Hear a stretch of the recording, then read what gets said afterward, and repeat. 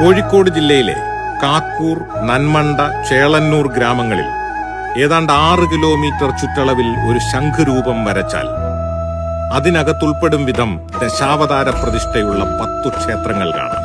ലോകത്തെങ്ങും കാണാനാവാത്ത അത്ഭുത കാഴ്ച, ഭക്തരുടെ കണ്ണും മനസ്സും നിറയ്ക്കുന്ന അനുഭൂതിയുടെ കാഴ്ച.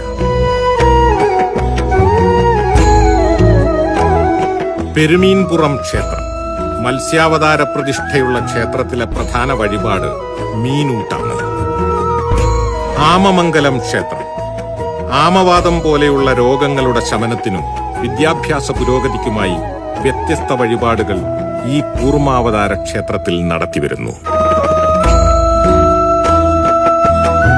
പന്ന്യംവള്ളി വരാഹ ക്ഷേത്രം പ്രധാനമായും ഭൂമി സംബന്ധമായ ക്രയവിക്രയങ്ങൾ ലളിതമാക്കാനും ഭൂമിയുടെ നാശനഷ്ടങ്ങൾ ഒഴിവാക്കാനുമുള്ള പൂജകൾക്കൊപ്പം നവകം, പഞ്ചഗവ്യം, മുഴുക്കാപ്പ് എന്നീ വഴിപാടുകൾക്കുമായി ഭക്തർ ഈ ക്ഷേത്രത്തിൽ സന്ദർശനം നടത്തുന്നു.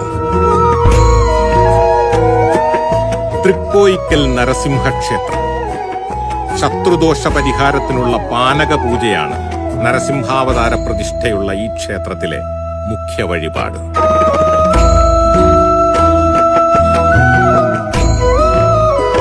തീർത്ഥങ്കര വാമനക്ഷേത്രം കേരളത്തിലെ അപൂർവം വാമനക്ഷേത്രങ്ങളിലൊന്നായ ഇവിടെ ഉത്രാടസദ്യയുടെ അന്നദാന പുണ്യം തേടി നിരവധി വിശ്വാസികൾ എത്താറുണ്ട്.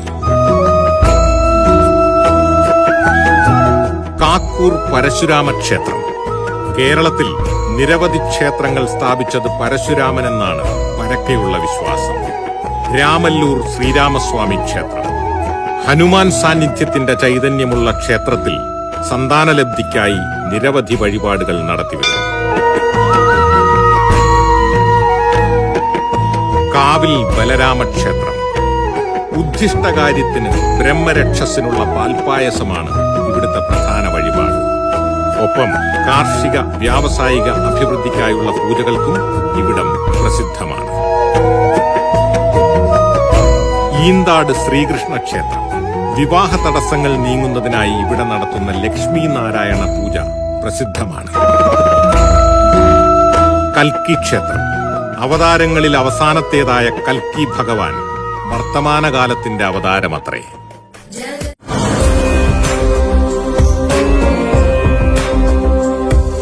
ദശാവതാര ക്ഷേത്രങ്ങൾ സന്ദർശിക്കുന്നത് വലിയ പുണ്യവും ഐശ്വര്യവും അത്രേ. ഒരു ദിനം കൊണ്ട് 10 അവതാരങ്ങളെയും തൊഴാൻ അവസരമൊരുക്കുന്ന ഇതുപോലൊരിടം ലോക ക്ഷേത്ര ഭൂപടത്തിൽ